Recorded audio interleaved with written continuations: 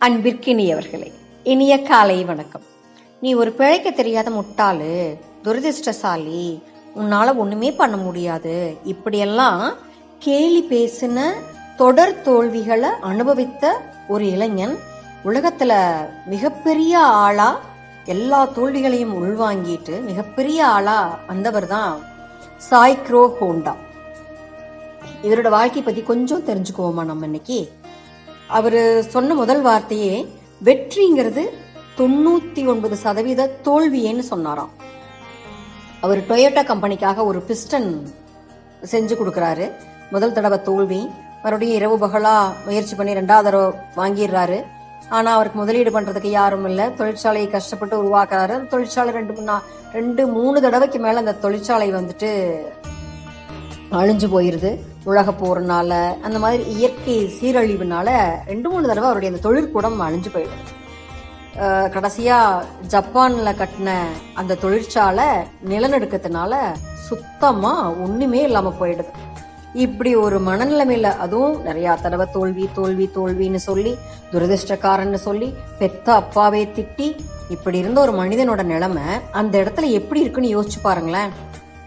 ஆனா அவர் என்ன சொன்னாராம், நான் ஆசைப்பட்ட ஒரு திட்டம் தோல்வி அடைந்தால் துளி கூட கவலைப்பட மாட்டேன், இருக்கிற நிலைமைய எப்படி மாற்றலாம் என்று தீவிரமாக சிந்திக்க தொடங்கி விடுவேன்னு சொன்னாராம்.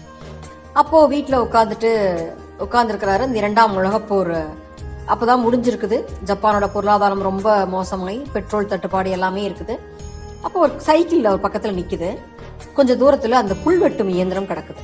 அப்போ அந்த புல்வெற்ற இயந்திரத்துல இருந்து மோட்டர் எடுத்து சைக்கிள் அணைச்சு அழகா சைக்கிள் ஒரு புது ஐடியாவோட ஊரை சுத்தி வர்றாரு, மோட்டரை ஜாயின் பண்ணி.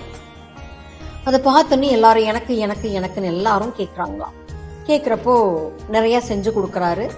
அதுல கொஞ்சம் கொஞ்சமா அதுல பெரிய ஆள் ஆகிறாரு.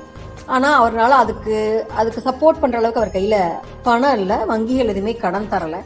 என்ன பண்றாரு, ஜப்பான்ல இருக்கிற 18,000 சைக்கிள் கம்பெனிக்கு எழுதுறாரு. அதுல ஒரு 5,000 பேர் அவருக்கு உறுதி கொடுக்குறாங்க. அதை வச்சு ஒரு சைக்கிள் நிறுவனம் ஓபன் பண்றாரு. அப்படி மோட்டார் சைக்கிள் உருவாக்குறாரு. இப்போ ஆண்டுக்கு சுமார் 2 கோடி மோட்டார் வாகனங்களை அந்த நிறுவனம் தயாரிக்குதுங்க. அதாவது முயற்சியை மட்டுமே மூலதனமா கொண்டு, தன்னம்பிக்கையை மட்டும் மனசுல வச்சுட்டு, வைராகியத்தோட உழைச்சோம் அப்படின்னா கண்டிப்பா நம்மளுக்கு வெற்றி கைகூடாம போகாதுங்க.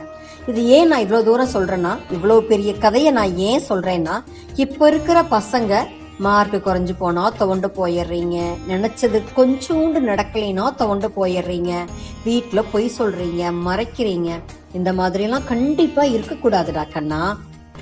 நம்ம வெற்றியோ தோல்வியோ எதுவாக இருந்தாலும் சரி சமமா எதிர்கொள்ளணும்.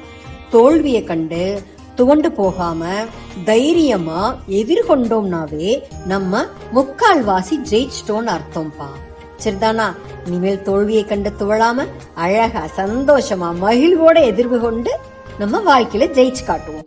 சரிதானா? மகிழ்வுடன் விஸ்டம் மெட்ரிக் மேல்நிலைப்பள்ளி செய்யாற்றை வென்றார்.